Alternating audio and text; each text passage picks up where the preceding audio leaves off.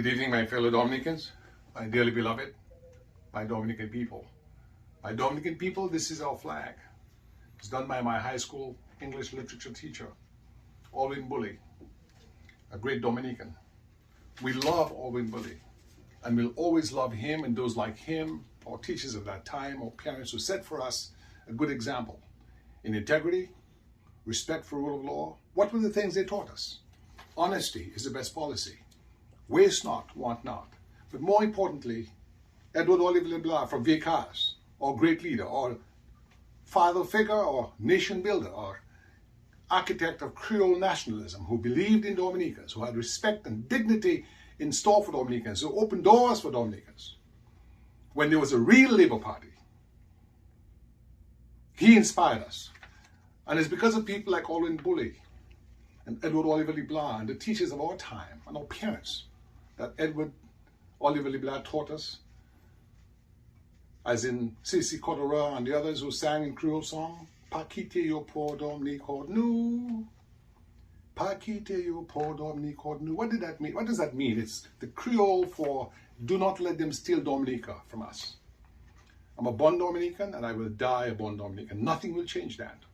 You can take me and many Dominicans, thousands of us, out of Dominica, but you cannot take Dominica out of us. And so, we will never surrender our flag. And that is why we're asking for popular resistance to the dictatorship of Roosevelt Skerrit, because that's what we have now. Let me address you directly, Mr. Skerrit, because we do not fear you. You are a coward, and a coward you shall always be. And you're also deceitful, and I call you out now as being an inveterate liar. You have lied your way so far and so for so long that it has caught up with you. Why must we rise up? Why must we demand that you, Skerrit, resign? Well, this is why. When you came in, we all supported you right here in this office. You're with us at the Secret Service, yourself and Colin McIntyre, and Pastor St. Clair Mitchell, and my staff. We worked with you. We are part of your Dominican family, your friends. We're not UWP, a Freedom Party. Rosie Douglas asked me to serve Dominica as ambassador. And I said, Rosie, when I met you as a child at Mike Douglas's home in Zikak, Portsmouth, we didn't do it for money and things. But you have lived your life as Prime Minister in pursuit of filthy lucre, money and things, and material goods. In the midst of the COVID-19 pandemic, the most grievous pandemic in modern human history. Out of the mouths of Dominicans in need, you took $64,000 a month in rent for a mansion on a hill. $64,000 a month in rent. And you never gave a stimulus. You never gave any alleviation to the police or to the civil service. And you know there was need. But what have you also done? In the time you've been Prime Minister, you've sold the tens of thousands of passports. And you've left crumbs for Dominicans.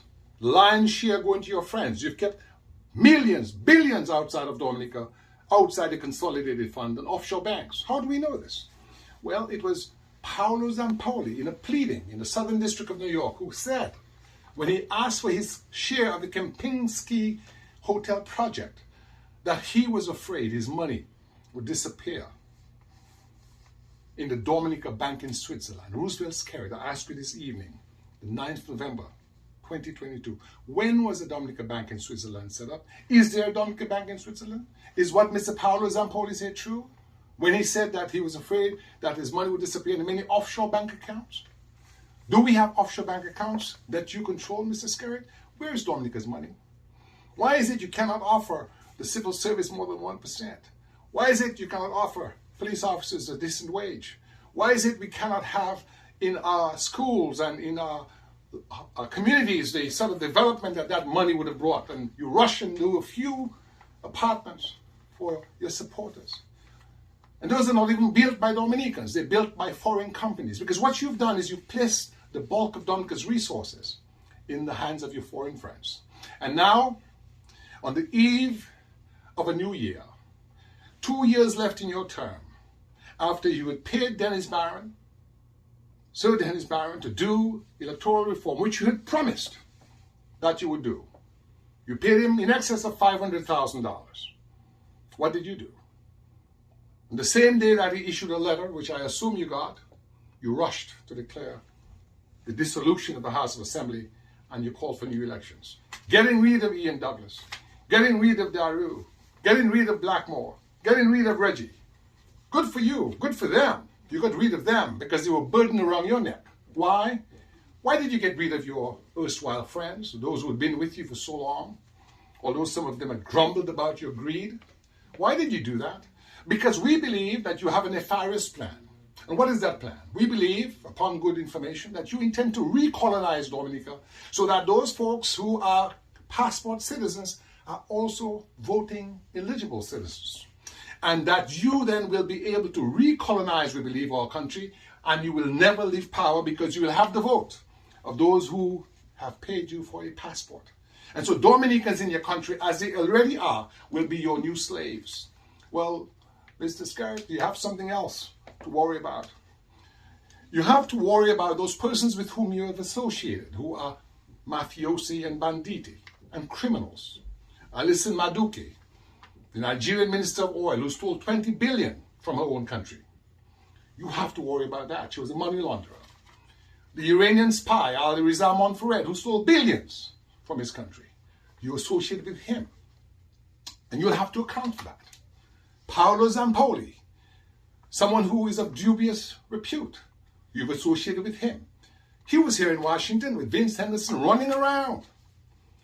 Vince Henderson, the ambassador, never called one meeting to talk to Dominicans about university partnerships, relief programs, how Dominicans could work together with our island to prosper our communities. Instead, what your government has done is it has used its offices and certain targeted Dominicans who are deceitful for what they have done to our country to divide Dominicans at home from Dominicans overseas. Dominicans overseas, over the years, have assisted Dominica like myself and many others. We've done so without any regard to political allegiance. Eugenia Charles has been to our office. Edison James has been entertained by us. We look at Dominica as our country without regard to politics. My affinity was for the Labour Party. But what have you done?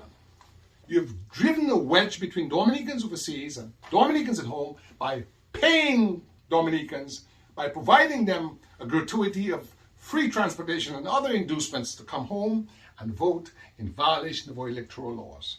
That is what your office and that of the co-conspirators have done. Created this enmity between Dominicans at home and those abroad and those within Dominica. So, sir, you're a divider. You're not a uniter. Just last night, you threatened to deal with the people from Salisbury. Well, you'll deal with me, and you'll deal with all the other patriots. And you touch one of us, you touch all of us. You want Dominicans to turn on each other like cannibals, to fight to perpetuate you and your wife in your mansions and with your riches, and to keep you on our backs while we suffer.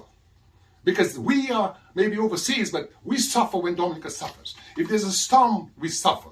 If there's a flood, we suffer. And we don't just suffer in silence. We raise funds. We donate resources. We help our nation. And we do it, sir, as volunteers, free of charge, without any political allegiance, without any political underpinning, but out of love of country and a desire to help our fellow man and fellow woman. And so we're asking on you to resign. What did you do? You paid Dennis Byron, and I spoke to Dennis Byron today.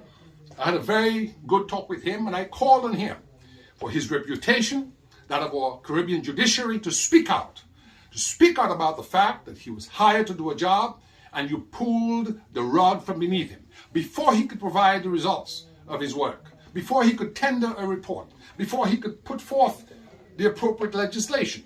You pulled the proverbial rug from beneath his feet, denying our people and our democracy the opportunity to have electoral reform. And so now you seek to shed the blood of Dominicans. I warn you, sir, and I warn all the police officers, do not raise your weapons on Dominicans. To your wife who talked about Navy SEALs and snipers, I warn her also that we will hold her and you personally liable for every death, for every injury, and we will hound you both to the ends of this earth to ensure that you do not escape justice if you kill any Dominican who stands up to speak for justice. We warn you now because we have nothing left to do. We've spoken to you, and like Gaddafi, like Saddam Hussein, like so many tyrants, you have grown hard of hearing.